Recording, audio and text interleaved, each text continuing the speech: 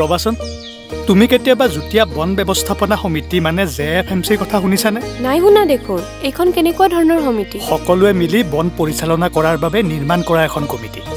বন বিভাগ আৰু স্থানীয় ৰাইজে লগ হৈ বনৰ বহন ক্ষমতা ৰক্ষা আৰু পৰিচালনা কৰাৰ বাবে ব্যৱস্থা গ্ৰহণ কৰা হৈছে। তাৰমানে সকলোৰে অংশীদাৰিত্ব থকা সমিতি? হয় হয়, বনাঞ্চলৰ ওচৰে পাজৰে যিসকল লোকে বসবাস কৰে তেওঁলোকে মিলি এখন কমিটি নিৰ্মাণ কৰে আৰু তাকেই JFMC বোলা হয়। আৰু বন বিভাগৰ কৰ্মচাৰীসকলৰ লগত মিলি একেলগে কাম কৰে আৰু তেওঁলোকে নিজৰ নিজৰ লাভালাভ আৰু দায়িত্ববোৰ সমানে ভগাই লয়। এৰা, সঁচাই বৰ ভাল কাম কৰিছে। ইয়াৰ পৰা সকলোৱে কিবা নহয় কিবা এটা পাবলৈ সক্ষম হৈছে। হয়, APFBC এতিয়ালৈকে 170খনতকৈ অধিক JFMC সক্ষম কৰি ৰাইজক জীৱিকাৰ বিকল্প পথৰ সন্ধান দিয়াৰ লগতে বহনক্ষম বন পৰিচালনাৰ ক্ষেত্ৰত জনসাধাৰণক সজাগ কৰি আহিছে। হিতাধিকাৰীসকলক বজাৰৰ চাহিদা থকা শিতানত কৌশল বিকাশৰ প্ৰশিক্ষণ প্ৰদান কৰি তেওঁলোকক নিজা ঔদ্যোগিক প্ৰতিষ্ঠান গঢ়ি তোলাৰ বাবে সহযোগিতা আগবঢ়াইছে।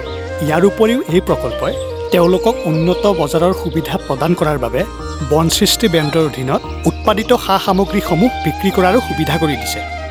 তাৰমানে JFMC কেৱল বনাঞ্চলৰ হিতৰ বাবেই নহয়, ই মানুহৰ কল্যাণৰ বাবেও।